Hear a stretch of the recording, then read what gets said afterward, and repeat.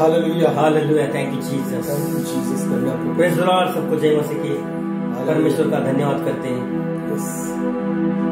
आज फिर परमेश्वर ने हमें एकत्रित किया। आज उसका पवित्र दिन, हम सब लोग आकर उसकी आराधना करेंगे, महिमा करेंगे, स्तुति करेंगे, उसके नाम को पुकारेंगे। हालेलुया, थैंक यू जीसस, क्योंकि वो महान है। उसने जो कलवरी क्रूस पर हमारे लिए किया है, हम उसका सच्चे मन से धन्यवाद करेंगे। Hallelujah, thank you Jesus, thank you Jesus. Hallelujah, hallelujah. ओ रामा शंकर, ओ री बाबा बाबा बाबा। सब लोग अपने मुंह को खोलेंगे और उसको धन्यवाद करेंगे। सब लोग धन्यवाद देंगे, सब लोग, कि उसने आज तक हमें जिंदा रखा है और संभाला है, आगे भी संभालेगा। उसने हमसे वाचा बांधी है। धन्यवाद, धन्यवाद, धन्यवाद। Hallelujah, thank you Jesus, thank you Jesus. यीशु मसीह के नाम से प्रार्थना करते हैं। Amen, amen, hallelujah, hallelujah. धन्यवाद यीशु। आइए हम लोग अपनी आवाजों को ऊंचे उठाएं।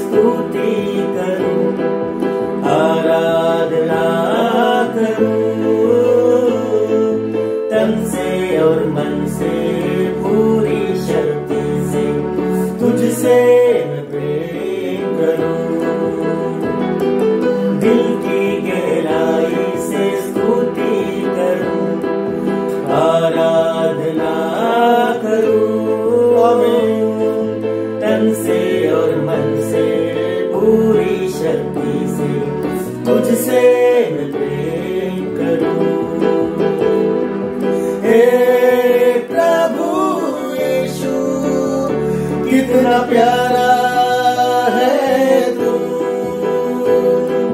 हे प्रभु यीशु, कितना अच्छा है तू।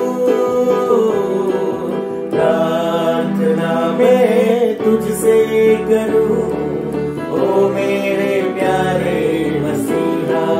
हालेलुया, प्रार्थना में तुझसे करूं, ओ मेरे प्यारे मसीहा।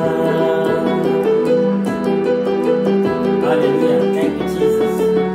धन्यवाद परमेश्वर, तेरा चेहरा जो सबसे निराला है परमेश्वर। Thank you Jesus. हर वक्त तेरा चेहरा जो सबसे निराला, उसको मैं हर पल ढूंढूं। तेरे संग रहकर तुझ में खो जाऊं, आत्मा से भरता जाऊं। तेरा चेहरा जो सबसे निराला, उसको मैं हर पल ढूंढूं। तेरे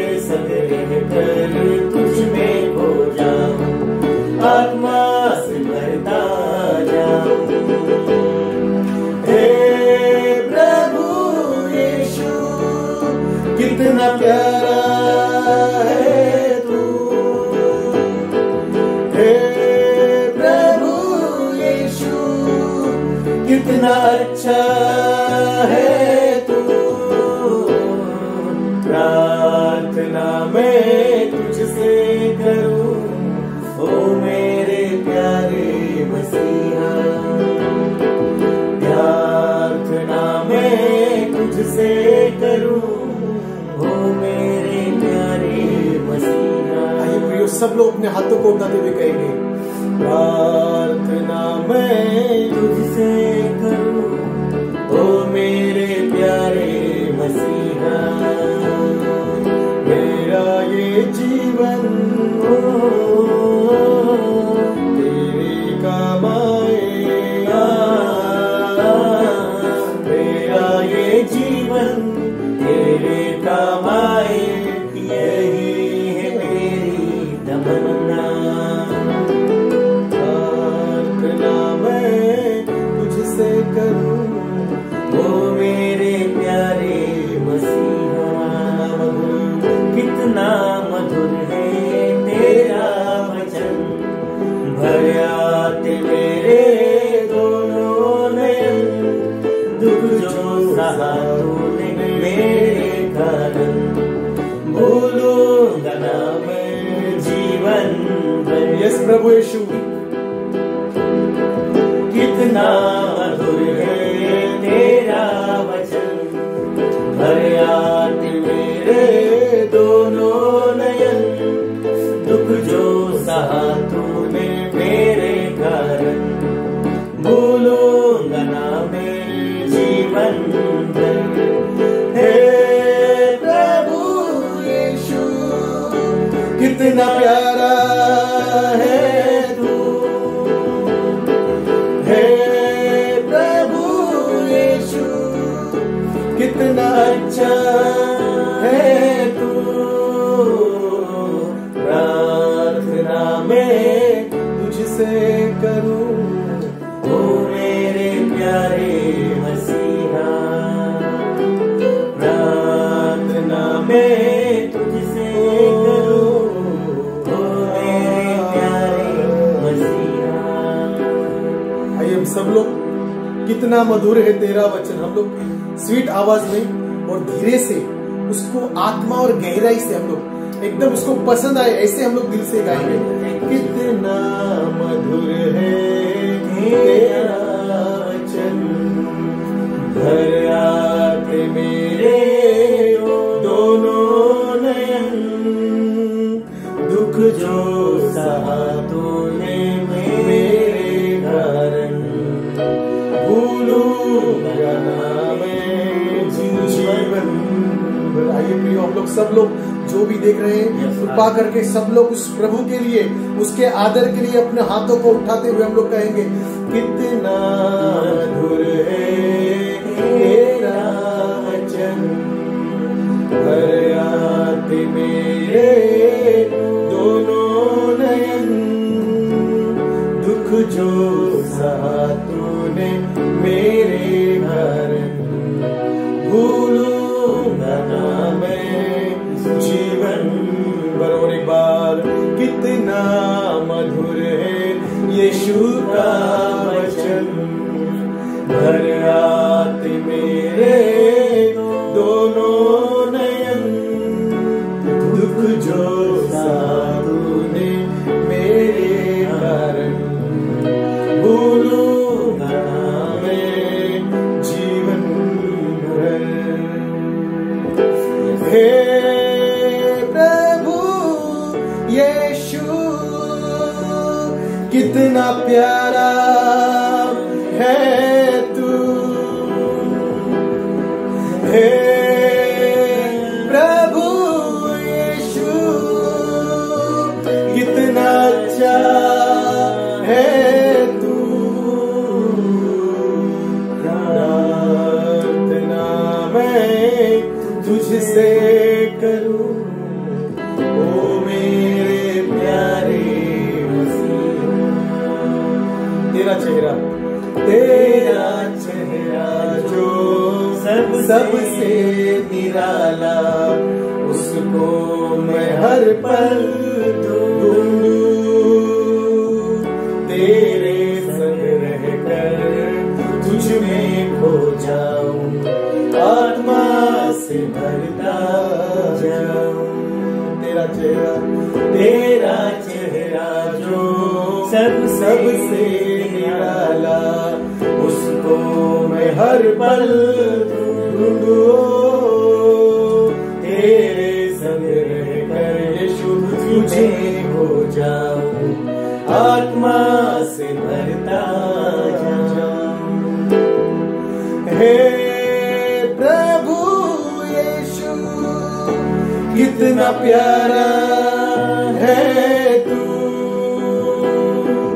हे प्रभु यीशु, कितना अच्छा है तू।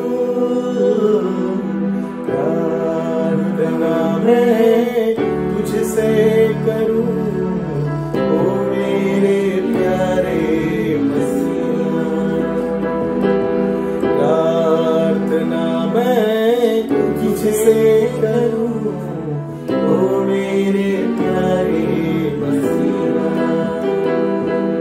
मेरा ये जीवन तेरे काम आए, मेरा ये जीवन यीशु तेरे काम आए। यही है मेरी तमन्ना, यही है मेरी तमन्ना, यही है मेरी तमन्ना, यीशु यही रहे तमन्ना। आइए अपना आवाजों को उठाए, उसकी स्तुति करे। हो राजा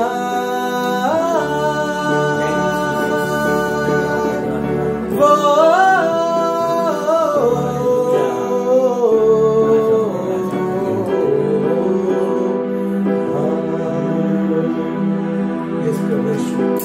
प्रभु, हम आपको दिल से धन्यवाद देते हैं प्रभु जी।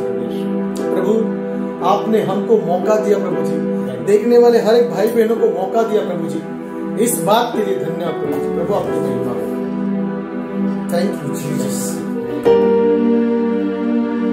कौन सा गीत गाएंगे? प्रेमी पिता की हमको मिली है शांति।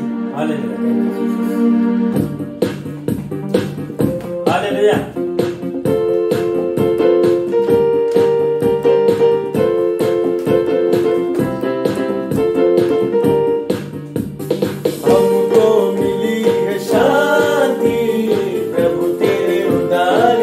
सब लोग जो देख रहे हैं, सब लोग मिलके शांति प्रभु तेरे उदार मन से, सब लोग मिलके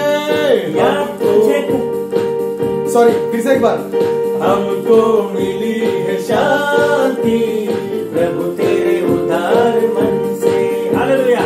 हमको मिली है शांति प्रभु तेरे उदार मन से। याद तुझे करते हैं हम अपने जीवन भर में, याद तुझे करते हैं हम अपने जीवन में। हमको मिली है शांति प्रभु तेरे उदार मन से। इसको शांति मिले। हमको मिली है शांति प्रभु तेरे उदार मन से।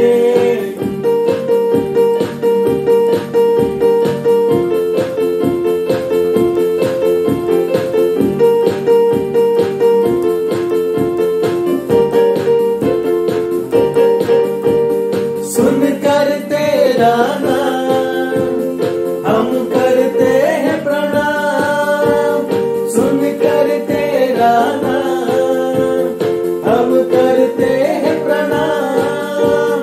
टूटे सारे बंधन करूंगा मैं बंधन, टूटे सारे बंधन करूंगा मैं बंधन, क्योंकि तू महान है। आमीन। क्योंकि तू महान है। हमको मिली है शांति प्रभु तेरे उदार उदार मन से हमको मिली है शांति, प्रभु तेरे उदार मन से।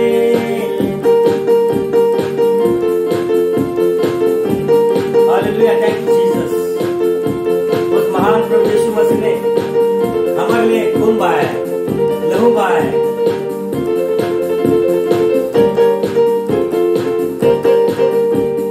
खून बहाया है, पापों को धोया है, खून बहाया है, पापों को धोया है। तू ही मेरा दाता, तू ही मेरा त्राता, तू ही मेरा दाता, तू ही मेरा त्राता, तू ही मेरा सब कुछ है, तू ही मेरा सब कुछ है। हमको मिली है शांति, प्रभु तेरे उदार मन से। हमको मिली है शांति, प्रभु तेरे उदार मन से।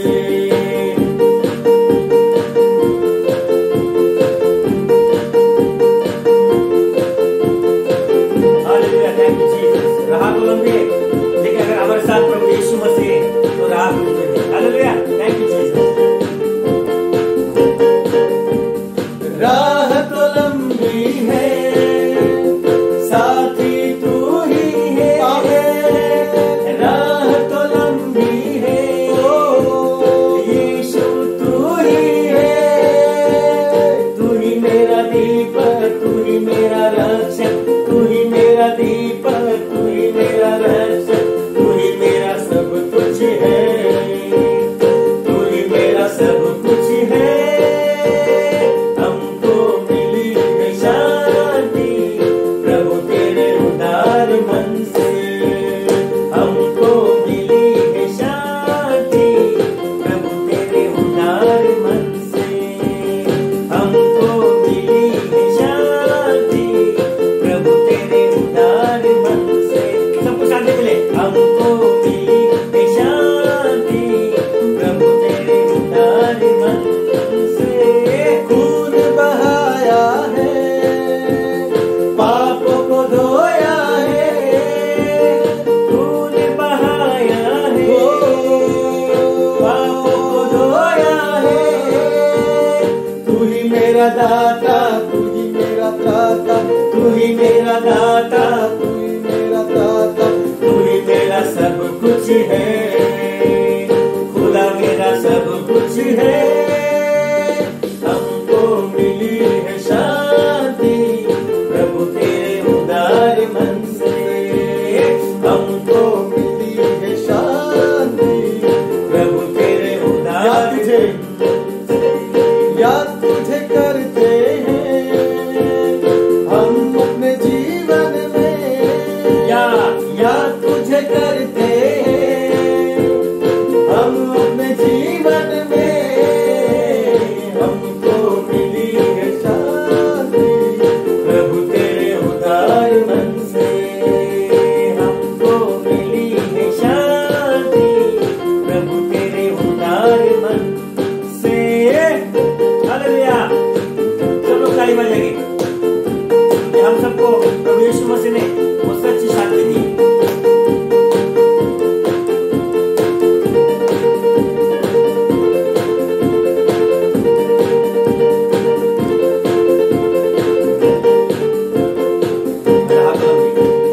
राह तो लंबी है, साथी तू ही है।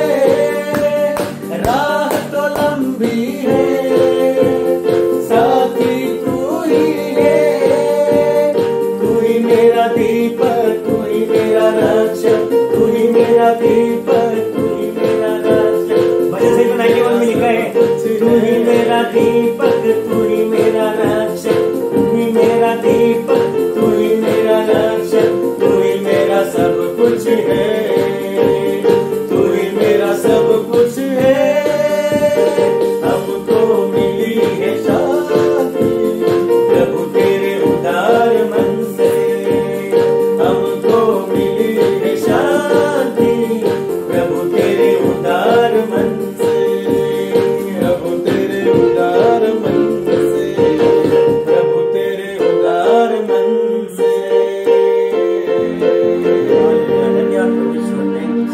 एक बार सब लोग हम लोग कहेंगे, याद तुझे प्रभु करते Yes, hallelujah. Yes, Lord. हम अपने जीवन याद करते हैं में। तेरी स्तुति करते हैं। और याद रखिए प्रियो, हमेशा उसको हमें याद रखना ही चाहिए। Amen. याद रखिए, अगर हम लोग किसी काम में सक्सेस भी हो जाए, लेकिन अगर सक्सेस होने के बाद अगर हमारे जीवन में प्रभु की उपस्थिति नहीं है तो सक्सेसफुल होके कुछ मतलब नहीं। याद रखिए, यूसुफ जब खड्डे में था, खड्डे में जाने के बाद उसने ये नहीं सोचा कि मैं खड्डे में, प्रभु ने तो दिखाया था मैं राजा बनूंगा, लेकिन खड्डे में कैसे गया। उसने प्रभु की उपस्थिति को गंभीरता से उसने उसको मेंटेन किया। उसने, प्रभु का वचन कहता है वो खड्डे में गिरने के बाद भी प्रभु उसके साथ में था। प्रभु हमारे साथ हमेशा है, इसीलिए हमें कभी उसको नहीं भूलना चाहिए। याद तुझे करते हम अपने जीवन में, हमको मिली है शांति प्रभु तेरे उदार मन से।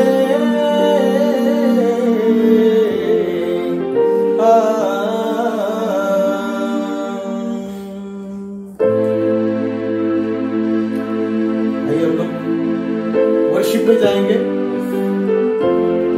सब लोग संतोष भाई के साथ में हम भी अपने आवाजों को उठाएंगे साथ में दिल से।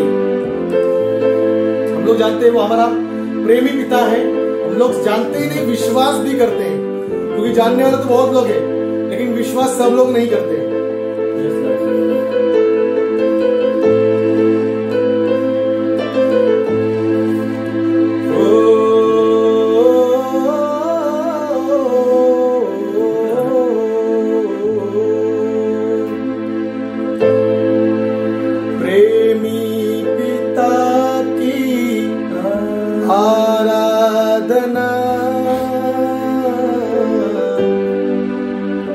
पवित्र आत्मा की आराधना, मेरे यीशु तेरी आराधना। शोध सुनते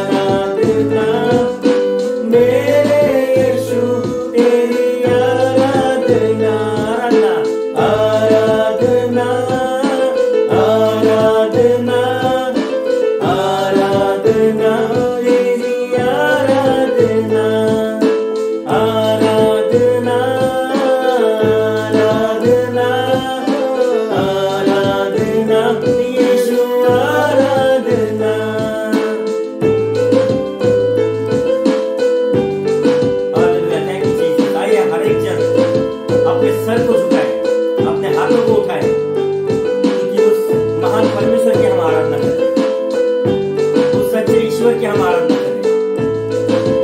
बाइबल में हम देखते हैं जो कोई भी परेशानी से गुजरा है तो उन्होंने आराधना की, उस परमेश्वर से, उस यहोवा से आराधना की। हम पौलुस और सीलास को देखते हैं, उस जेल में उन्होंने आराधना स्तुति की और वहां पर भूकंप हुआ। Hallelujah, thank you Jesus. क्योंकि आराधना ऐसी आराधना है परमेश्वर की, वहां पर वो काम करता है। Hallelujah, thank you Jesus, thank you Jesus. Sir को झुका के करूं आराधना, हाथों को उठा के करूं आराधना, मेरे यीशु तेरी आराधना।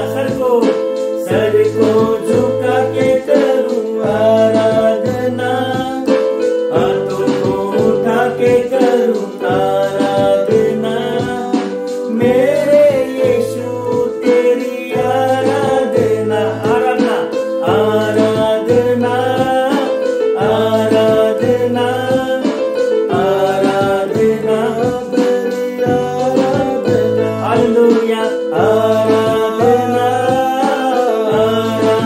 हालेलुया, प्रभु तेरी महिमा। आराधना खुदा, आराधना आराधना यीशु, आराधना आराधना तेरी आराधना। दिल से करूं मैं तेरी आराधना, मन से करूं मैं तेरी आराधना, समझ से करूं तेरी आराधना। दिल से करूं मैं तेरी आराधना, मन से करूं मैं तेरी आराधना, समझ से करूं तेरी आराधना। आराधना आराधना आराधना तेरी आराधना। आराधना आराधना आराधना यीशु, आराधना।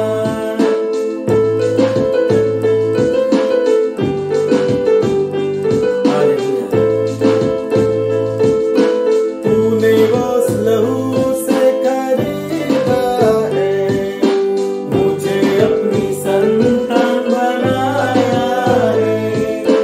तूने उस लहू से खरीदा है, मुझे अपनी संतान बनाया है। तूने मुझे पवित्र कर दिया है, अपनी धार्मिकता मुझे दे दी है।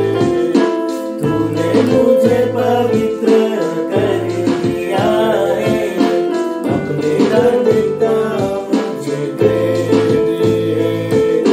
तेरा लहू बड़ा कीमती है प्रभु, तेरा लहू बड़ा कीमती है। तेरा लहू बड़ा कीमती है प्रभु, तेरा लहू बड़ा कीमती है। यीशु का लहू है सामर्थी, सामर्थी यीशु का लहू है पवित्र। यीशु का लहू है सामर्थी, सामर्थी यीशु का लहू है पवित्र। धोता हमें है, बढ़ाता हमें, धोता हमें है, बढ़ाता हमें, पापियों को धो के शुद्ध भी करता है। तेरा लहू यीशु, तेरा लहू, तेरा लहू यीशु, तेरा लहू। तूने वो लहू बहाया है, सारी दुनिया को बचाया है। तूने वो लहू बहाया है, सारी दुनिया को बचाया है। कभी तूने किसी से न कुछ मांगा, कभी तूने किसी से न कुछ आमीन। कभी तूने किसी से न कुछ मांगा, कभी तूने किसी से न कुछ चाहा। तेरा लहू बड़ा कीमती है प्रभु, हालेलुया। तेरा लहू बड़ा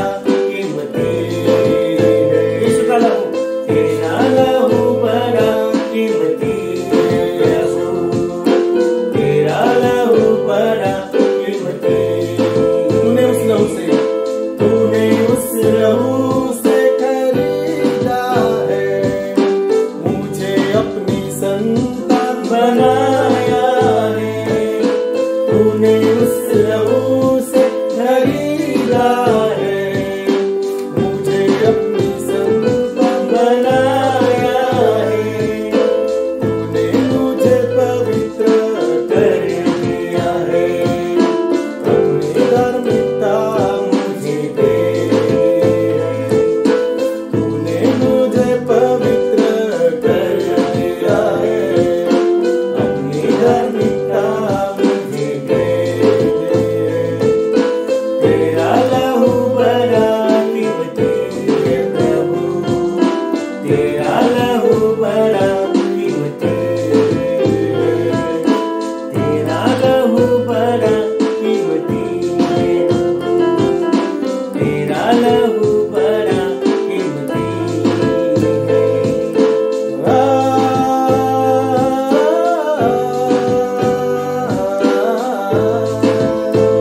Yes.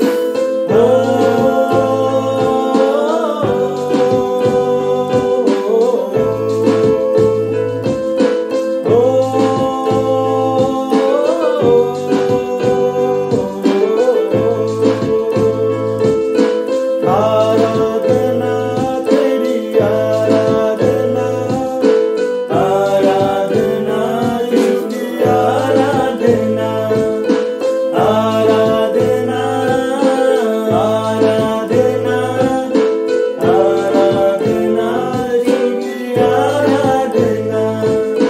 पवित्र अति पवित्र स्थान में ले चल प्रभु, मुझको तू अपने लहू से धो दे मेरे यीशु। मुझको तू अपने लहू से धो दे मेरे यीशु।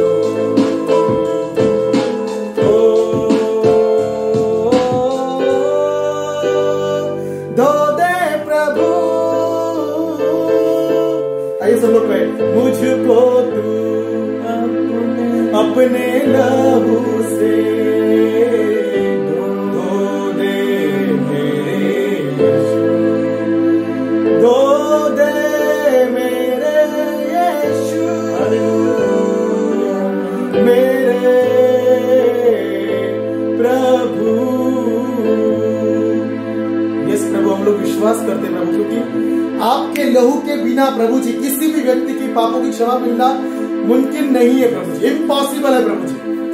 प्रभु आपका वचन कहता है कि सबने पाप किया और परमेश्वर की महिमा से रहित है। और आपका वचन कहता है जो कोई भी अपने पापों को मान लेता है उसको वो क्षमा करने में और धर्मी बनाने में विश्वास योग्य और धर्मी है। यूहन्ना की पहली पत्री 1 अध्याय 9 वचन में लिखा हुआ, यदि हम अपने पापों को मान ले तो विश्वास योग्य और धर्मी है आपको अपनी क्षमा करने के लिए। लेकिन जरूरी है कि आप और मैं कबूल करें, क्योंकि आपको हम सबको उसने स्वतंत्र इच्छा दी है। इसलिए कई सारे लोग देखो अपने घमंड में रहते, कबूल नहीं करते हैं, इसलिए वो प्रभु को जान नहीं पाए, क्योंकि ये प्रभु की इच्छा के बिना वो जान ही नहीं सकते उसको। पवित्र यीशु पवित्र स्थान में ले चल प्रभु। आइए आप लोग सब लोग अपनी छाती पे हाथ रख के कहेंगे, मुझको तू अपने लहू से धो दे मेरे यीशु। मुझको तू अपने लहू से धो दे मेरे यीशु, मेरे यीशु।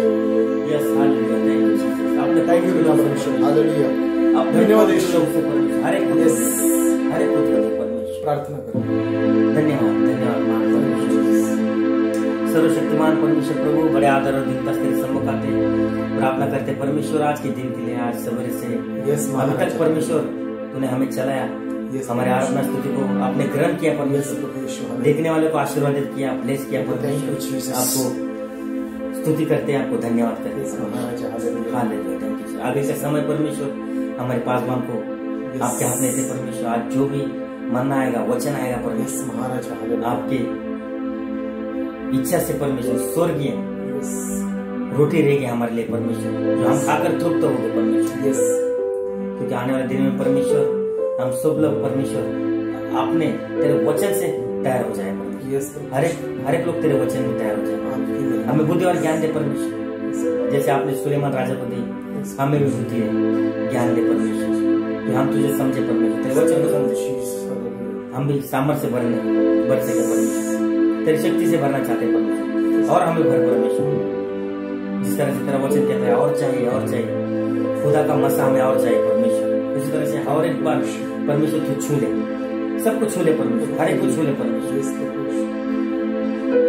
यीशु मसीह के नाम से परमेश्वर ये प्रार्थना करता हूँ, और आगे का समय आपके हाथ में देता हूँ। यीशु के नाम से मांगते हैं, आमेन आमेन। आइए प्रियो, ऐसे ही बने रहे हमारे साथ में, और प्रभु नई बातें हमें सिखाएगा पास्टर के माध्यम से। आमेन।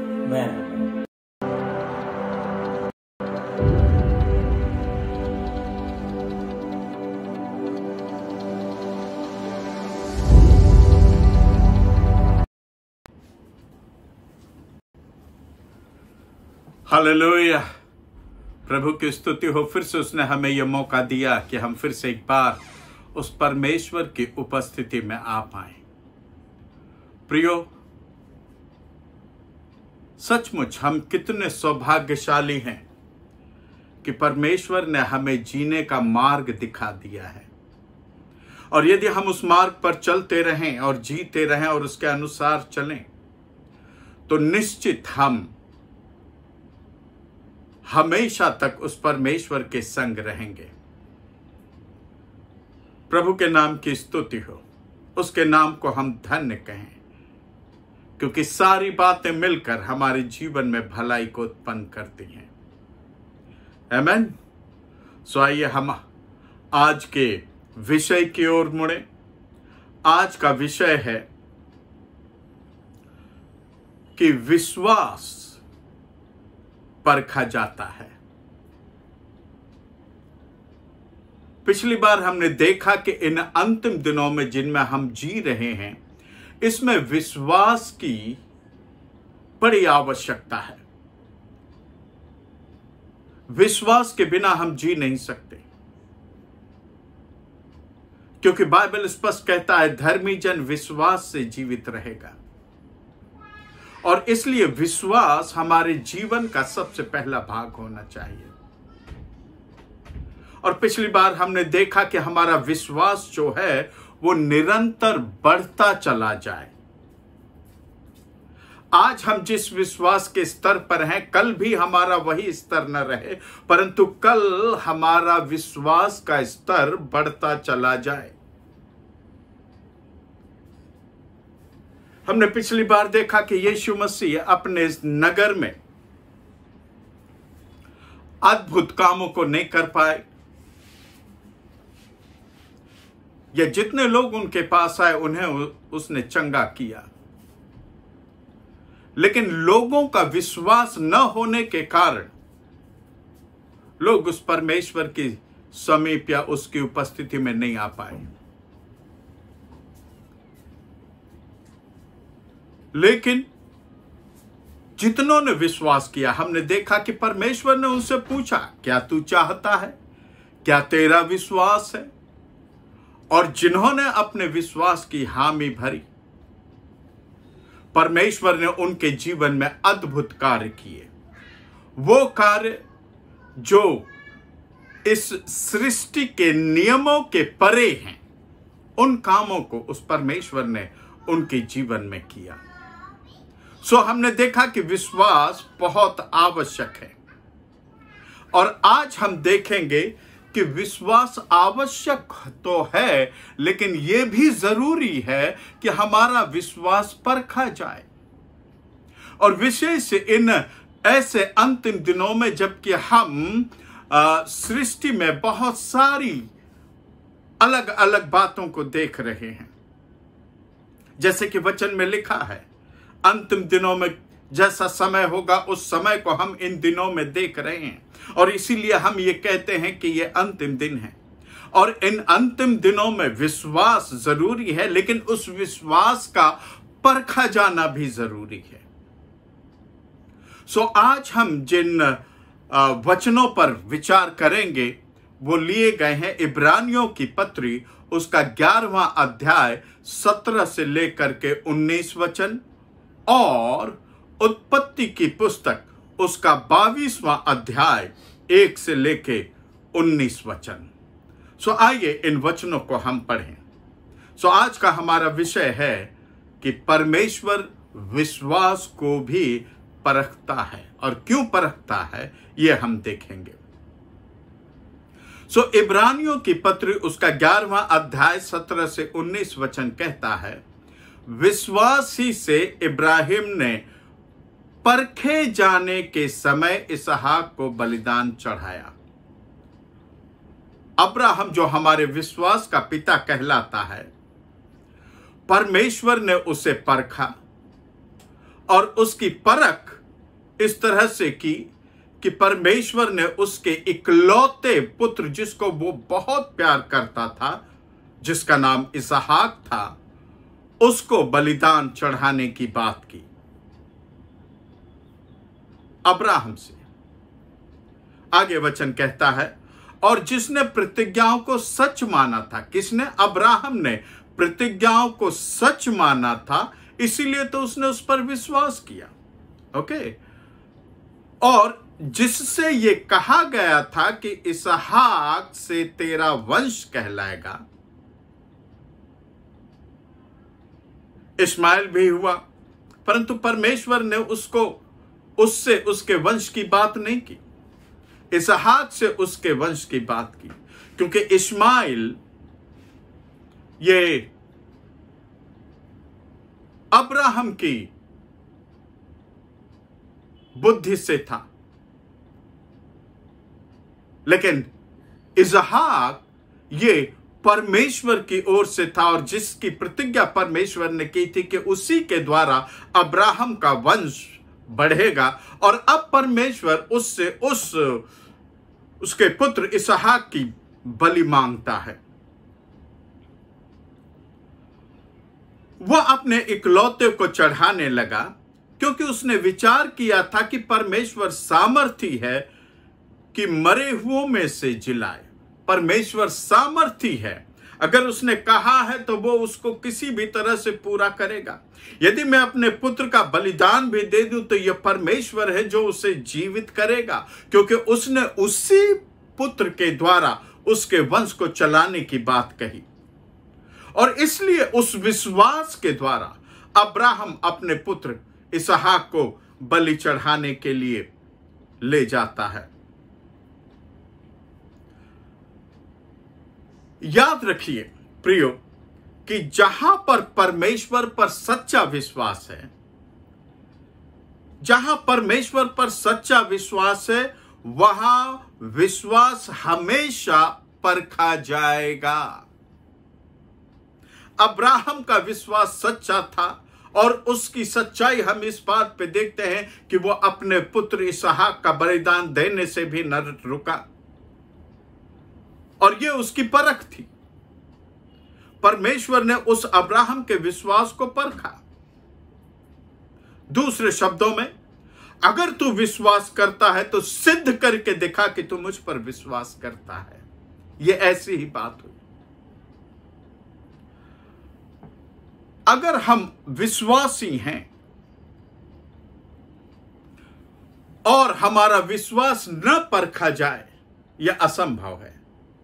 विश्वास का परखा जाना निश्चित होता है, और हमारा परखा जाना इसलिए होता है कि हम अपने विश्वास के अनुसार कार्य करते हैं या नहीं। जो हमारा विश्वास है उस परमेश्वर पर, उस विश्वास के अनुसार हम कार्य करते हैं कि नहीं। अब्राहम का विश्वास था कि परमेश्वर मरे हुओं में से जिलाएगा, इसलिए उसने अपने पुत्र को बलिदान करने से पीछे नहीं हटा। यानी उसका विश्वास इस तरह से परखा गया और वो पास हुआ। विश्वास के अनुरूप हम काम करते हैं या नहीं, इस बात की परख होती है हमारे विश्वास के परखे जाने से। आइए अब हम इब्रानियों की पत्री उसके 11वें अध्याय 17 से 19 वचन को पढ़ें। यहां पर अब्राहम विश्वास अनुरूप उत्तम कार्य को देखते हैं जो हमने पढ़ा। हमने यहां पर अब्राहम के विश्वास के अनुरूप कार्य को देखा और वो कार्य जो उसने उत्तम ढंग से किया, और वो ये था कि उसने अपने इकलौते पुत्र इसहाक को बलिदान करने पर न रुका। अब आइए देखिए, एक जगह तो परमेश्वर अब्राहम से इसहाक के बलिदान की बात करता है, और दूसरी जगह हम उसके जन्म के बारे में देखें, उस इसहाक के जन्म के बारे में देखें जो प्रतिज्ञा की संतान कहा जाता है। और ये दोनों अब्राहम और सारा के विश्वास को दिखाते हैं। इब्रानियों की पत्री उसका 11वां अध्याय 11 और 12 वचन इस तरह से कहता है, विश्वास से सारा ने आप बूढ़ी होने पर भी गर्भ धारण करने की सामर्थ पाई। सारा अब्राहम 100 साल का और सारा 95 की थी, और स्वाभाविक शारीरिक दृष्टि से देखा जाए तो यह बिल्कुल असंभव है कि वे दोनों पति पत्नी किसी संतान को जन्म दें। लेकिन बाइबल यहां स्पष्ट बताता है कि विश्वास से सारा ने आप बूढ़ी होने पर भी गर्भ धारण करने की सामर्थ पाई। किससे? परमेश्वर से। परमेश्वर ने सारा और अब्राहम के विश्वास का प्रतिफल उन्हें दिया, क्योंकि अब उनका विश्वास से उन्हें सामर्थ दी परमेश्वर ने। क्योंकि उन्हें प्रतिज्ञा करने वाले को सच्चा जाना था, और प्रतिज्ञा किसने की थी? परमेश्वर ने की थी। उन्होंने परमेश्वर को सच्चा जाना था कि जो वो कहता है वो पूरा करता है। इस कारण एक ही जन से जो मरा हुआ सा था, ये कौन था? यह अब्राहम था। इस अब्राहम के बारे में यहां कहा गया है, वह एक ही जन जो मरा हुआ सा था, आकाश के तारों और समुद्र के तीर के बालू की नाई अनगिनत वंश उत्पन्न हुआ। यह अनगिनत वंश किसके द्वारा उत्पन्न हुआ? एक व्यक्ति के द्वारा जो मरा हुआ सा था, जिसमें संतान उत्पन्न करने की सामर्थ्य नहीं थी, परंतु उससे परमेश्वर ने इसहाक को उत्पन्न किया और उसके वंश को इतना बढ़ाया कि बालू के तीर की बालू, जो समुद्र के किनारे बालू होती है जिससे कोई गिन नहीं सकता, उतना परमेश्वर ने उसके वंश को बढ़ाया। प्रियो, विश्वास का अद्भुत उदाहरण क्या है ये हम देखें। विश्वास मनुष्यों की आशाओं और सृष्टि के नियमों के विपरीत देखना या विश्वास करना है, और यह हम परमेश्वर पर ही कर सकते हैं जिसने पृथ्वी, संसार और इस संसार के नियमों को बनाया है। विश्वास मनुष्यों की आशाओं और सृष्टि के नियमों के विपरीत देखना, यह विश्वास है। उदाहरण के लिए आप देख सकते हैं रोमियो की पत्री उसका 4 अध्याय 18 से 25 वचन, जो इस तरह से कहते हैं, उसने निराशा में भी आशा रखकर विश्वास किया। अब्राहम और सारा ने निराशा में भी आशा रखकर विश्वास किया, इसलिए कि उस वचन के अनुसार तेरा वंश ऐसा होगा, वो बहुत सी जातियों का पिता हो। और वो जो 100 वर्ष का था, अपने मरे हुए शरीर और सारा के गर्भ की मरी हुई सी दशा जानकर भी विश्वास में निर्बल न हुआ। आपने देखा, सृष्टि के नियमों के परे उन्होंने देखना शुरू किया, और उनके इस बात को देखने का कारण परमेश्वर का वचन था, जिसने कहा कि तू एक पुत्र को जनेगी, जिससे उनके लिए एक बहुत बड़ी संख्या वाले वंश को वो परमेश्वर उत्पन्न करेगा।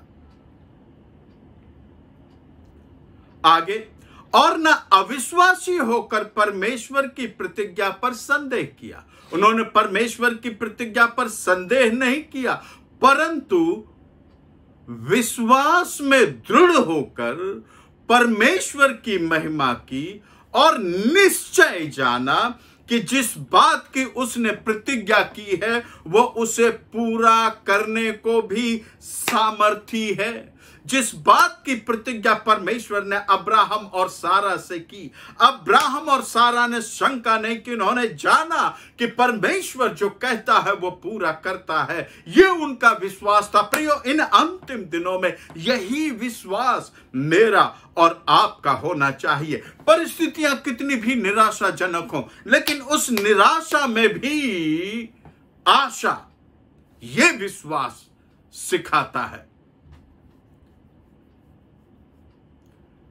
आगे देखें, इस कारण ये उसके लिए धार्मिकता गिना गया। धर्मी जन के लिए विश्वास से वो जीता है, और ये विश्वास ही है जो उसे धर्मी बनाता है।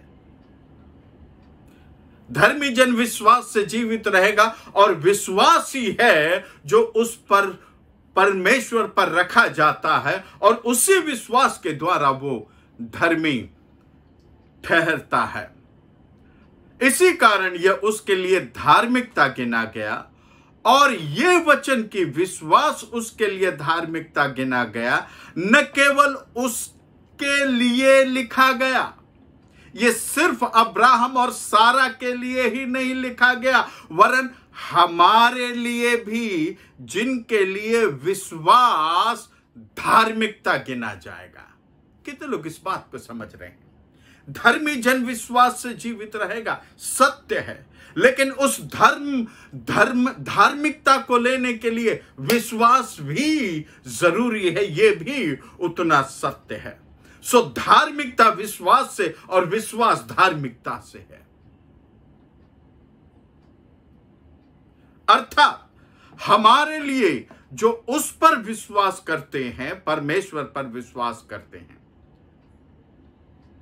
जिसने हमारे प्रभु यीशु को मरे हुओं में से जिलाया, वह हमारे अपराधों के लिए पकड़वाया गया और हमारे धर्मी ठहरने के लिए जिलाया भी गया।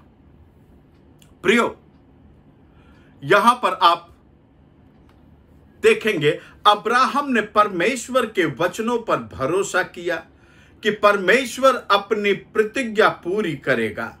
यह विश्वास है, और जैसे यह अब्राहम के लिए है, वैसे आज इन अंतिम दिनों में जिनमें हम जी रहे हैं, हमारे लिए भी है कि परमेश्वर अपनी प्रतिज्ञा पूरी करेगा। यह विश्वास है। वो न तो मुझे कभी छोड़ेगा, न मुझे कभी त्यागेगा। वो मेरी सारी आवश्यकताओं को पूरा करेगा। वो मेरा हाथ पकड़कर मुझे चलाएगा। वो मेरी सारी जरूरतों को पूरा करेगा। वो मुझे चंगा करेगा। वो मेरा परमेश्वर है जो मुझे हरी हरी चराई में ले चलेगा। परमेश्वर अपनी प्रतिज्ञा को पूरा करेगा, यह विश्वास है। अब उत्पत्ति की पुस्तक उसके 21वें अध्याय 1 से 3 वचन को देखें। सो यहोवा ने जैसा कहा था वैसा ही सारा की सुधि लेके उसके साथ अपने वचन के अनुसार किया। जैसा परमेश्वर ने कहा था, सारा ने विश्वास किया और उसके साथ अपने वचन के अनुसार किया।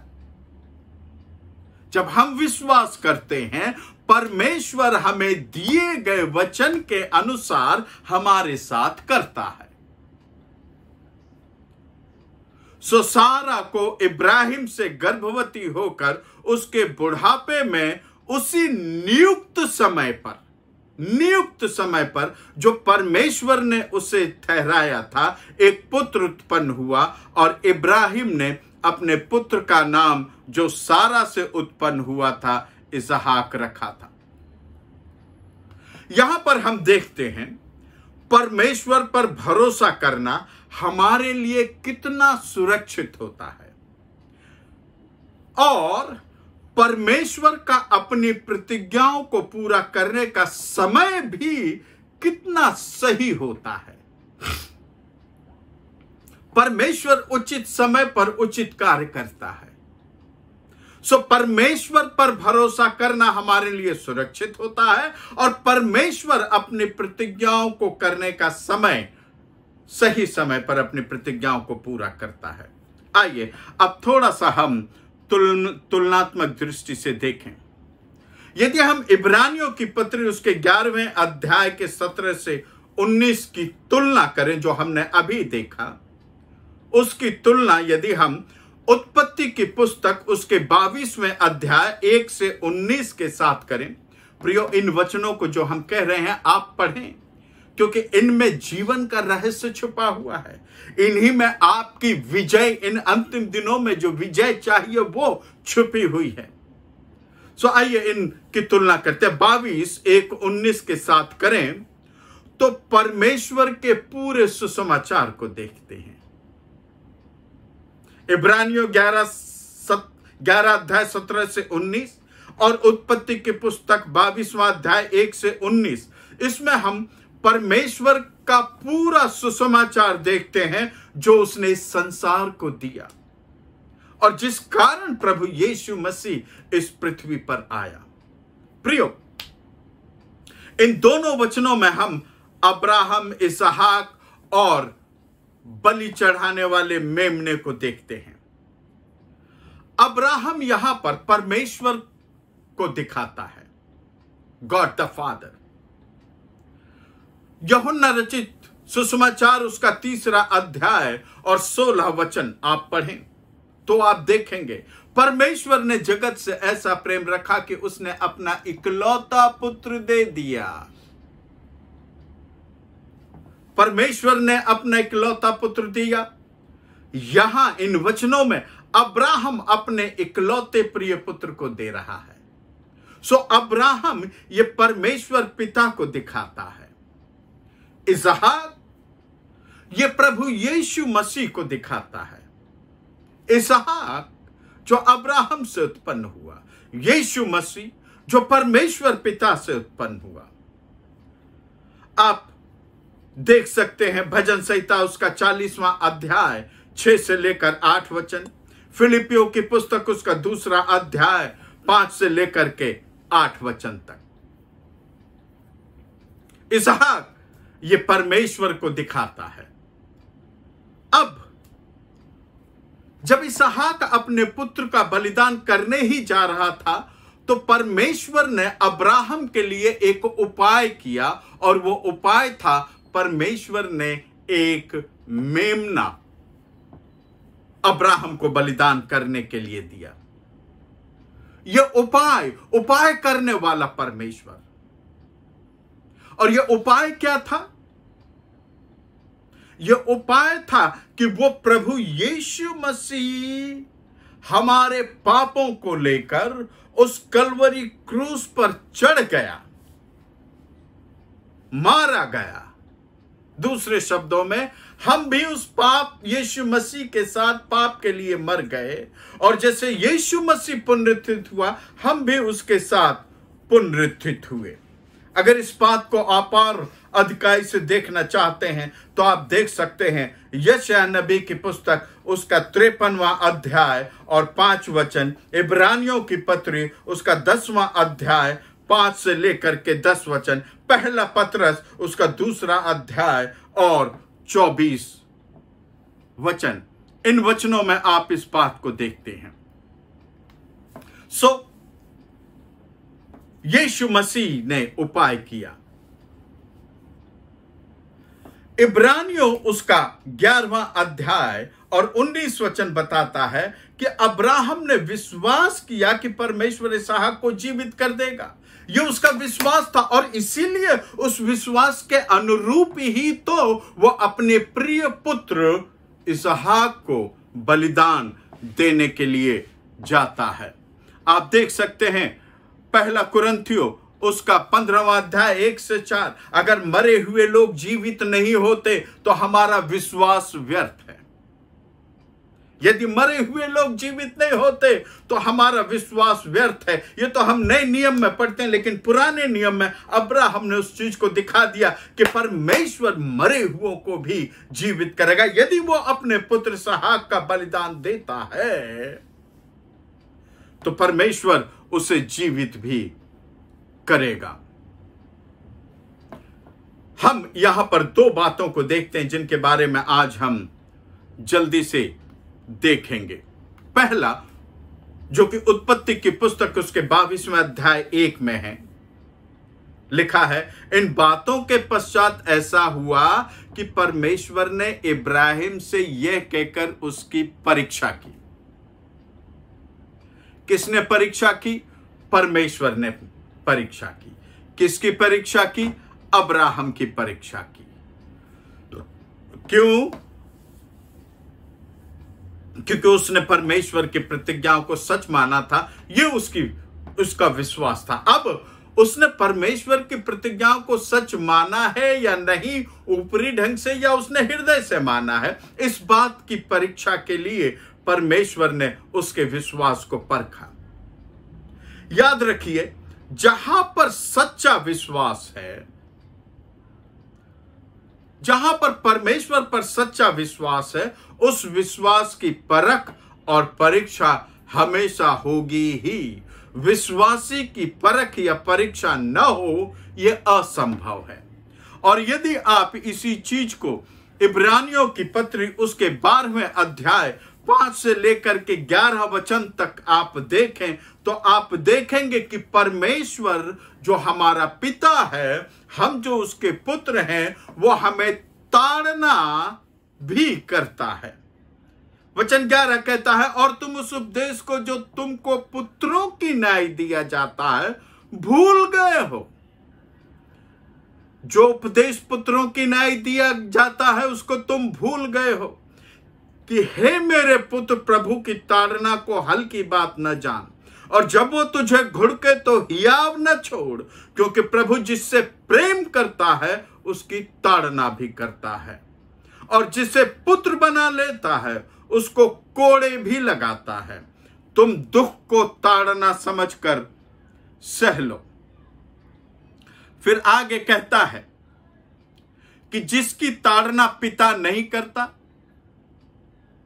ताड़ना मतलब सुधारना, कोड़े लगाकर मार, अगर जिसकी ताड़ना पिता नहीं करता, यदि वो ताड़ना जिसके भागी सब होते हैं तुम्हारी नहीं हुई, तो तुम पुत्र नहीं पर व्यभिचार की संतान ठहरे।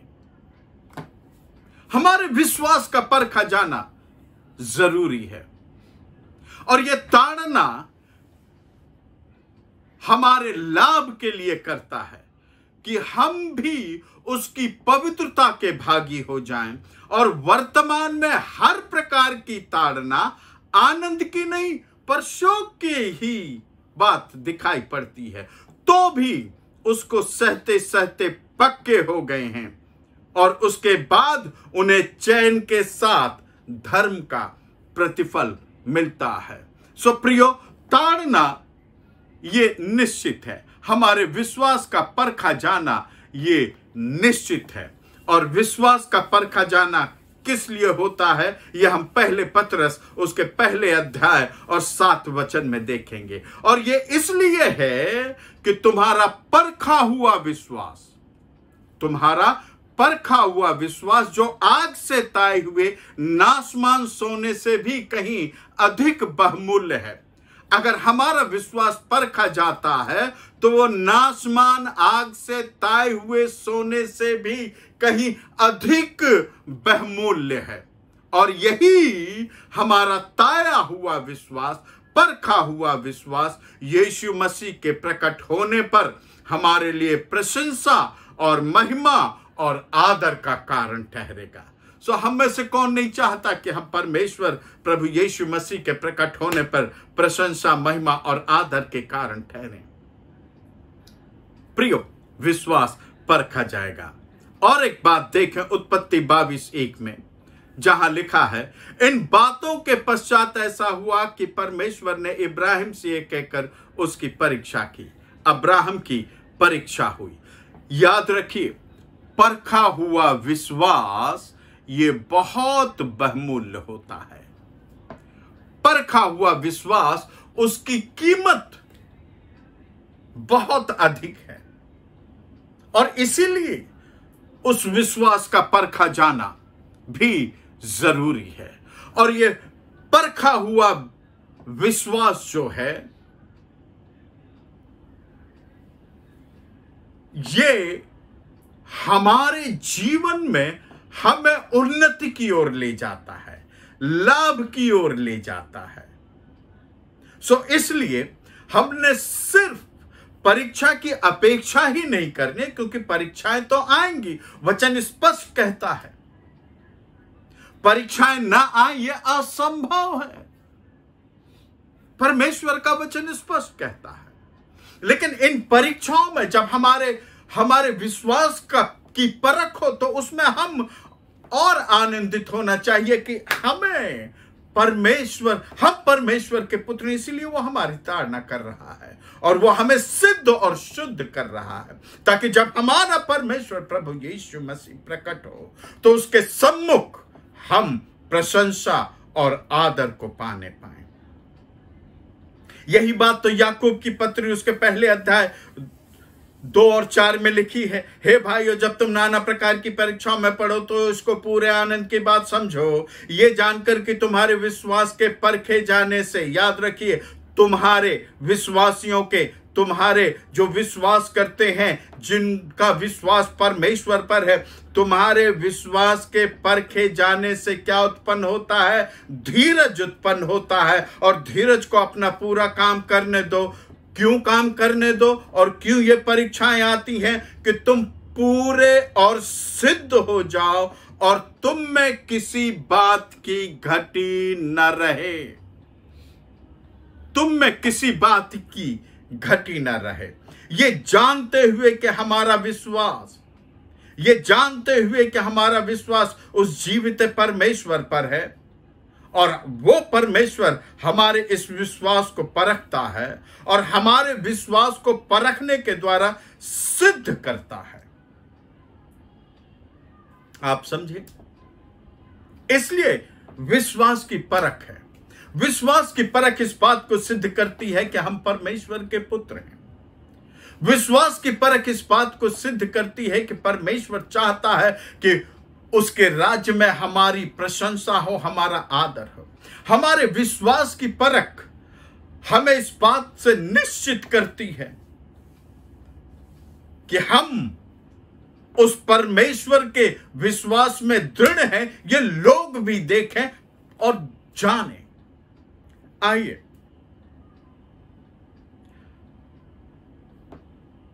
हमारे विश्वास के परिणाम को हम देखें। हमारी परीक्षा कैसी होगी? हमारी परीक्षा हमारे विश्वास के परिमाण के अनुसार होगी। द मेजर ऑफ फेथ, हमारी टेस्टिंग हमारे विश्वास के मेजर के अनुसार होगी। और कितना विश्वास परखा जाएगा?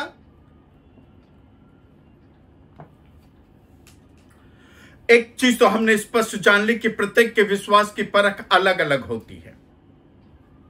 आप देख सकते हैं किसी के विश्वास की परख बहुत अधिक होती है तो किसी के विश्वास की परख बहुत कम होती है। अय्यूब के विश्वास की परख कितनी हुई और पौलुस के विश्वास की परख कितनी हुई? हमारे जीवनों में हर एक के विश्वास की परख का जो परिमाण है वो अलग अलग है।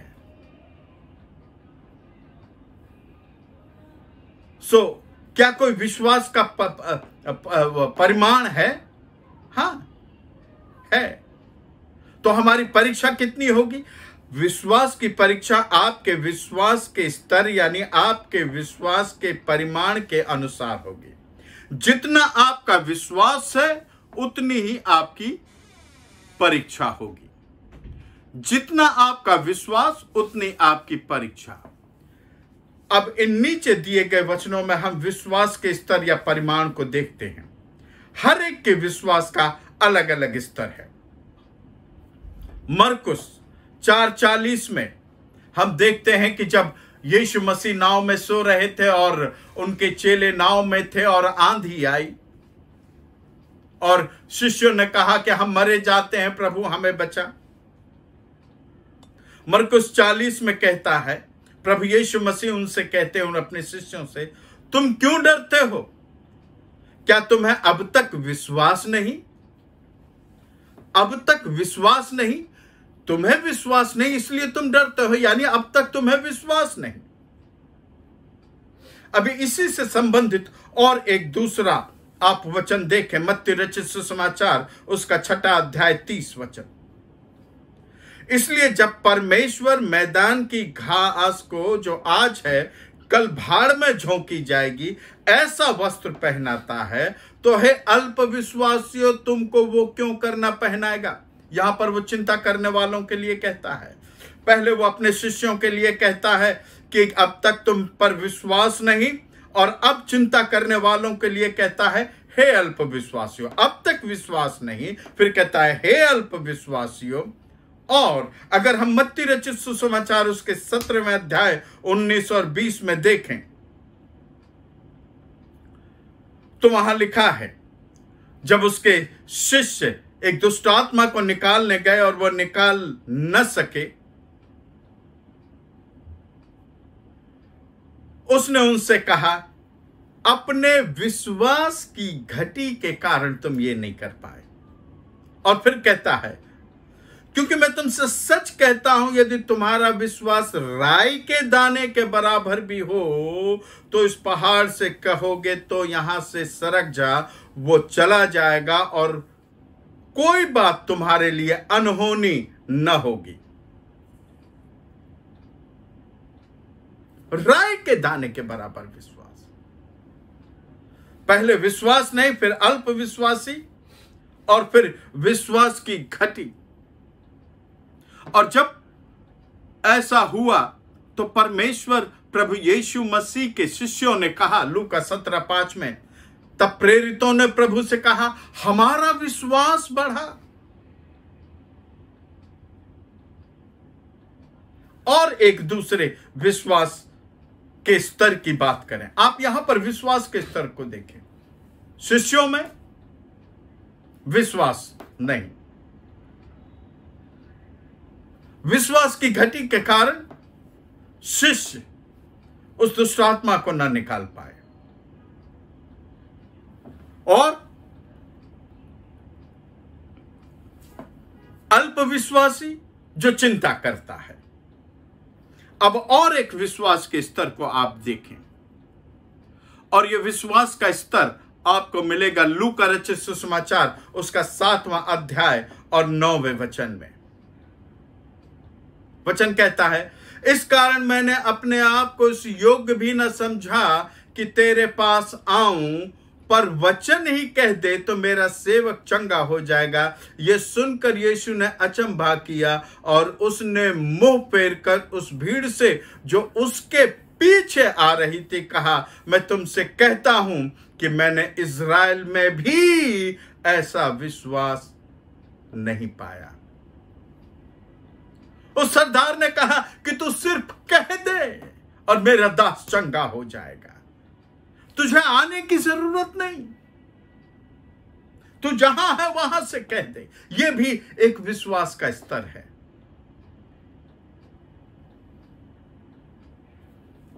परमेश्वर पर पूर्ण विश्वास। इसहाक को बलिदान करना यह अब्राहम की पहली परख नहीं थी। अब्राहम के विश्वास की पहली परख तो उसके जन्म के समय हुई। उसके बलिदान करने की परख तो ये बाद में, अंत में हुई है। और अगर शुरुआत में ही परमेश्वर उसे बलिदान करने की बात कहता तो शायद अब्राहम का विश्वास उस स्तर तक नहीं पहुंच पाता जहां पर वो अपने पुत्र को बलिदान करने चाहे। क्या हम देखते हैं, हर एक का विश्वास का स्तर अलग अलग है और परमेश्वर हर एक के विश्वास के स्तर के अनुसार ही उनके जीवन में परीक्षा देता है। और उस परीक्षा का उद्देश्य यह होता है कि वो उन थोड़े छोटे छोटे विश्वासों की परीक्षा में बढ़ते हुए विश्वास में बढ़ते जाएं ताकि वो परमेश्वर के स्वरूप और समानता तक पहुंचे।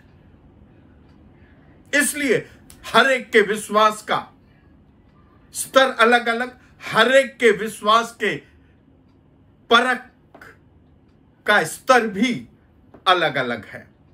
अब्राहम तैयार नहीं होता अगर शुरुआत में ही परमेश्वर कहता। और यही चीज हमारे जीवन में भी दिखाई देती है। यदि हम छोटे छोटे विश्वास के अनुभवों के द्वारा अपने विश्वास में बढ़ते जाते हैं, जैसे अब्राहम का विश्वास बढ़ता गया, वैसे वैसे हमारी परीक्षाओं का भी स्तर बढ़ता जाता है। जैसे विश्वास बढ़ा वैसे परीक्षाओं का स्तर भी बढ़ा, क्योंकि परमेश्वर की विश्वास योग्यता को हम जान जाते हैं। उन छोटे छोटे विश्वास की परीक्षाओं के द्वारा हम परमेश्वर की विश्वास योग्यता को जान जाते हैं। जब परमेश्वर हमारा सर दर्द ठीक कर देता है तो हम ये जान जाते हैं कि परमेश्वर और भी ठीक कर सकता है। और जब हम उसमें अपने विश्वास के स्तर में ऊंचे उठते हैं तब हमारा विश्वास ये भी कहने लगता है कि यदि मैं मर भी जाऊं तो भी जीवित हो उठूंगा। विश्वास का स्तर बढ़ता है। ये छोटी छोटी विश्वास की परीक्षाएं हमें बड़े विश्वास तक पहुंचाने में हमारी सहायता करती हैं। और हम उस परमेश्वर की विश्वास योग्यता को अपने जीवन में देखने लगते हैं और फिर हमें परीक्षाओं से डर नहीं लगता, परंतु परीक्षाओं का सामना हम विश्वास के द्वारा करते हैं और विजयी होते हैं। इसलिए हमारे विश्वास की परख होना जरूरी है। पहला कुरिन्थियों उसका 10वां अध्याय और 13 वचन कहता है, तुम किसी ऐसी परीक्षा में नहीं पड़े जो मनुष्य के सहने से बाहर है, और परमेश्वर सच्चा है, वो तुम्हें सामर्थ से बाहर परीक्षा में न पड़ने देगा, वरन परीक्षा के साथ उसका निकाल भी करेगा कि तुम सह सको। परीक्षाएं हैं, जरूरी है, क्योंकि यह भी जरूरी है कि हम उसके स्वरूप और समानता में बने। यह भी जरूरी है कि हमारे विश्वास का स्तर उस परमेश्वर के विश्वास के स्तर तक बढ़ता जाए, और इसलिए परीक्षाएं हमारे जीवन में हैं। अब देखेंगे विश्वास की परीक्षा का तरीका क्या होता है, कैसे विश्वास की परीक्षा होती है। बाइबल विश्वास की परीक्षाओं से भरा हुआ है। कभी कभी विश्वास की परीक्षा में परमेश्वर हमारी स्वाभाविक चाहतों को स्पर्श करता है, जैसे परमेश्वर ने अब्राहम से किया। वो अपने पुत्र इसहाक को बहुत चाहता था और इसलिए परमेश्वर ने उससे कहा कि ये मुझे वापस दे दे। आपने देखा, बहुत सी चीजें हम चाहते हैं और परमेश्वर कहता है नहीं, निकाल डाल। और जब हम नहीं निकालते, परीक्षाएं हमारे जीवन में आती जाएंगी। और जब हम उस परमेश्वर के विश्वास योग्यता पर निर्भर होकर अपने उस विश्वास में बढ़ते जाएंगे, परीक्षाएं हटती चली जाएंगी। कभी कभी परमेश्वर हमारे शरीरों के द्वारा हमारे विश्वास को परखता है, जैसे उसने पौलुस की 2 कुरिन्थियों के 12वें अध्याय 7 से 9 वचन में आप देखेंगे। वो कहता है, इसलिए मैं प्रकाशनों की बहुतायत से फूल न जाऊं, मेरे शरीर में एक कांटा चुभाया गया, अर्थात शैतान का एक दूत की मुझे घूंसे मारे, कि मैं फूल न जाऊं, गर्व न आ जाए, घमंड न आ जाए। और फिर आगे पौलुस प्रेरित कहता है, मैंने प्रार्थना की, 3 बार परमेश्वर से विनती की कि मुझसे ये दूर हो जाए, लेकिन परमेश्वर ने मुझसे कहा, मेरा अनुग्रह तेरे लिए काफी है, क्योंकि मेरी सामर्थ निर्बलता में सिद्ध होती है। कौन कहता है? परमेश्वर। परमेश्वर कहता है, मेरी सामर्थ निर्बलता में सिद्ध होती है। सो परमेश्वर कभी कभी हमारी परख हमारे शरीर की व्याधियों के द्वारा भी करता है, और कभी कभी परमेश्वर हमारी परख हमारे सामाजिक स्तर के अनुसार भी करता है, जो हमारी योजनाएं होती हैं। प्रियो, लेकिन हर विश्वास की परीक्षा हमेशा परमेश्वर की महिमा और हमारी भलाई के लिए होती है। जब तू घोर अंधकार से भरी हुई तराई में होकर चले, अर्थात जब तेरे विश्वास की परख हो, तो डर मत, मैं तेरे साथ हूं, हानि से मत डर, मैं तेरा परमेश्वर तेरे संग हूं। हमारा काम उन परीक्षाओं में क्या है कि हम आनंद मनाएं। अय्यूब की पत्री, अय्यूब लिखता है 23 पत्री नहीं, अय्यूब 23:10-12 में लिखता है, परंतु वो जानता है कि मैं कैसी चाल चलता हूं। कौन? परमेश्वर। अय्यूब के विश्वास की परख होने पर वो कैसा चला वो जानता है, और वो कहता है कि परमेश्वर जानता है कि जब मेरे विश्वास की परख हो रही थी तो मैं कैसा चला, और जब वो मुझे तानेगा, जब मेरे विश्वास की परीक्षा होगी, तब मैं सोने के समान निकलूंगा, और उसकी आज्ञा का पालन करने से मैं न हटा। उन परीक्षाओं में, मेरे विश्वास की परीक्षाओं में मैं उसकी आज्ञाओं का पालन करने से न हटा। मैंने उसके वचन अपने इच्छा से कहीं अधिक काम के जानकर सुरक्षित रखे हैं। रोमियो 8:28 कहता है, और हम जानते हैं कि जो लोग परमेश्वर से प्रेम करते हैं उनके लिए सब बातें मिलकर भलाई को उत्पन्न करती हैं, अर्थात उन्हीं के लिए जो उसकी इच्छा के अनुसार बुलाए गए हैं। इसीलिए कहा गया है कि वो अपने पुत्रों की ताड़ना करता है, और जब ताड़ना हो तो इसे बड़े आनंद की बात समझो, क्योंकि हर एक चीज भलाई को उत्पन्न करती है। तुम्हारे विश्वास की परीक्षा तुम्हारे जीवन में भलाई को उत्पन्न करती है, क्योंकि तुम उसकी इच्छा के अनुसार बुलाए गए हो। तुमने उस जीवते परमेश्वर पर विश्वास किया है। अब विश्वास की परीक्षा का अर्थ क्या होता है? परमेश्वर विश्वास की परीक्षा द्वारा विश्वास को सिद्ध करता है। हमारे विश्वास की परीक्षा परमेश्वर इसलिए करता है ताकि हमारा विश्वास सिद्ध हो जाए, हमारा विश्वास दृढ़ हो जाए। जब तक विश्वास परखा न जाए, विश्वास की सच्चाई सिद्ध नहीं होती, प्रत्यक्ष में दिखाया नहीं जा सकता। लेकिन जब वो परखा जाएगा तो वो सिद्ध हो जाता है, और वो विश्वास हम अपने जीवन से लोगों को दिखा सकते हैं। उत्पत्ति की पुस्तक उसके 22वें अध्याय के पहले और 12 वचन ये कहा गया, जैसे परमेश्वर ने अब्राहम से कहा कि अगर तुम मुझसे विश्वास करता है, तो ये मानो ऐसा था कि अगर तुम मुझसे विश्वास करता है तो उसे सिद्ध करके दिखा। तू विश्वास करता है ना मुझ पर, मैंने तेरे जीवन में कार्य किया और तू ये जानता है कि मैं जो बोलता हूं वो पूरा करता हूं, तो उसे सिद्ध करके बता। और अब्राहम ने उस चीज को सिद्ध करके बताया अपने पुत्र, अपने बेटे के बलिदान के द्वारा। परमेश्वर हमारे विश्वास की परख हमारे विश्वास के स्तर को बढ़ाने के लिए करता है।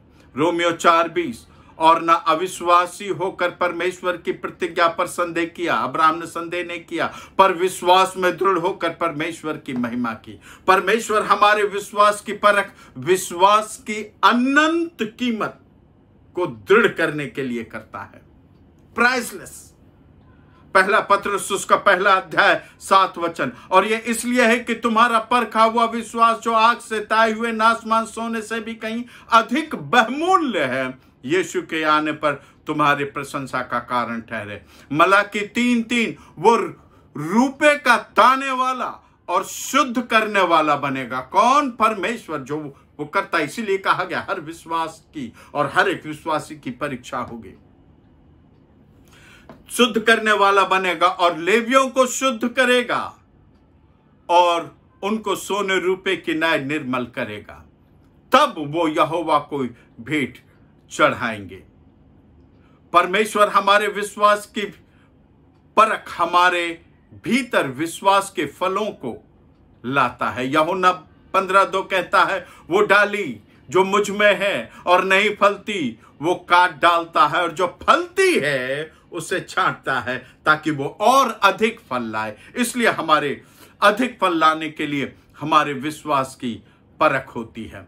हमारे विश्वास की परख होती है गवाही के लिए। और हम देखते हैं प्रेरितों के काम उसके 16 अध्याय 22 से 31 तक, जब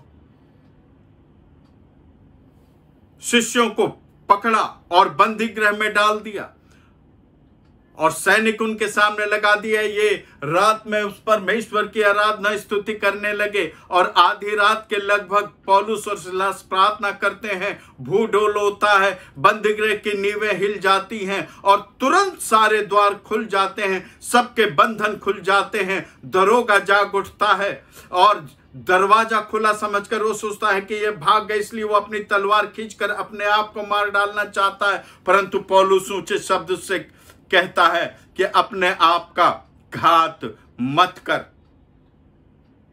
क्योंकि हम सब यहां पर हैं। और वह दिया मंगवाकर भीतर लपक गया और कांपता हुआ पौलुस और सिलास के आगे गिरा और उन्हें बाहर लाकर कहा, हे साहिब, उद्धार पाने के लिए मैं क्या करूं?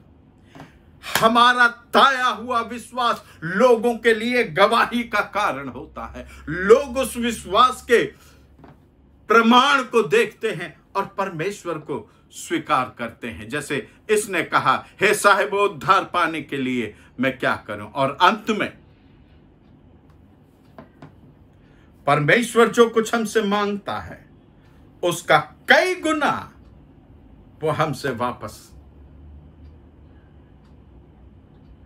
करता है। अब्राहम से इसहाक को मांगा, लेकिन परमेश्वर ने वापस क्या किया? समुद्र के बालों की समान तेरी संतान होगी। विश्वास की परख। प्रिय, परमेश्वर हमारे विश्वास को इन अंतिम दिनों में परखेगा। और आइए उस परखे जाने के समय हम उस परमेश्वर की विश्वास योग्यता पर भरोसा रखें। याद रखिए, परमेश्वर जो भी आपसे मांगे दे दें, क्योंकि वो जो उसने दिया है वास्तव में वो वापस नहीं लेता, परंतु उसका कई गुना करके लौटा देगा। तुम गिन नहीं सकते। हमारी बुद्धि और समझ से भी कहीं अधिक वो हमें और आपको देता है। आपके लिए एक होमवर्क है। पहला पत्रस 4 चौथा अध्याय 12 से 19 को पढ़ें।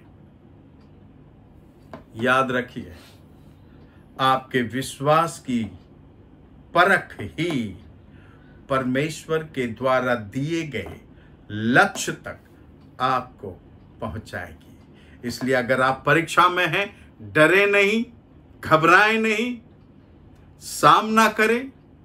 परमेश्वर आपके संग है और यह आपके विश्वास के स्तर को बढ़ाता जा रहा है, जो कि इन अंतिम दिनों में बहुत जरूरी है।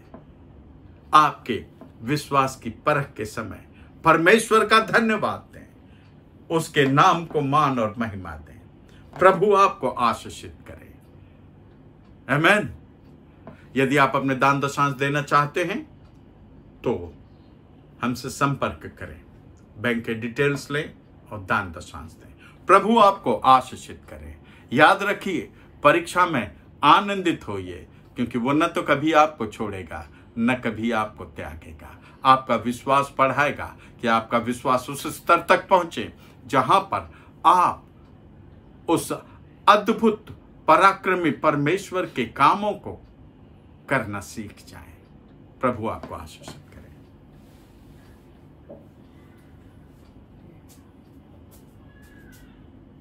יברכך אדוני וישמרך,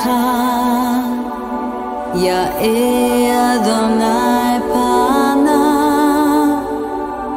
אליך והוניקה, יישא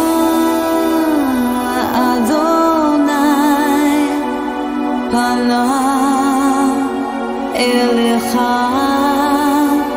ויעשה לך שלום, ויעשה לך שלום. יברכך אדוני וישמרך, יאר אדוני פניו אליך והוניקה, יישא אדוני פניו אליך ויעשה לך שלום, ויעשה לך שלום.